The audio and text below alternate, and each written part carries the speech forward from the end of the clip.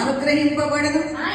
ఆయన భుజం మీద రాజ్యభారముండును. ఆశ్చర్యకరుడు, ఆలోచనకర్త, బలవంతుడైన దేవుడు, నిత్యుడగు తండ్రి, సమాధానకర్తయగు అధిపతి. చప్పట్లు కూడా దేవుని మైపరచాలి. ఎప్పుడు పలికాడు ఏషియా తెలుసా? పలికినాక 700 సంవత్సరాలకి మరియ గర్భమందు ఆయన జన్మించాడు. ఒక పని జరగాలంటే చాలా చాలా చాలా టైం పట్టింది. ఎంత ఆలస్యమైందో ఆ పని అంత అద్భుతంగా ఉంటుంది. దేవునికి స్తోత్రం.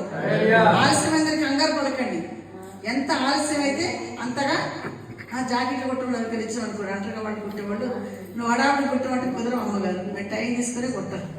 ఏదైనా ఈ కార్పెంటర్ వర్క్ కావాలంటే మీరు అడావుడిగా పడితే మాస్టర్ గారు ఇప్పుడు నా వంట తొందరగా కావాలంటే తొందర చేస్తే ఏమైంది? టేస్ట్ తగ్గిద్ది.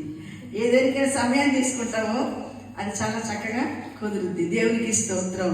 దేవుని ప్రవచనము నెరవేరడానికి దాదాపు 700 సంవత్సరాలు పట్టేది. ఆయన ఎలాంటి దేవుడు అంటే శిశువుగా పుట్టాడంట, కుమారుడుగా వచ్చాడంట.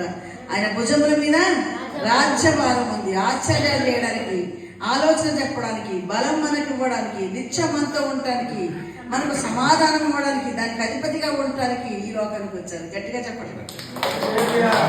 వేదన పొందిన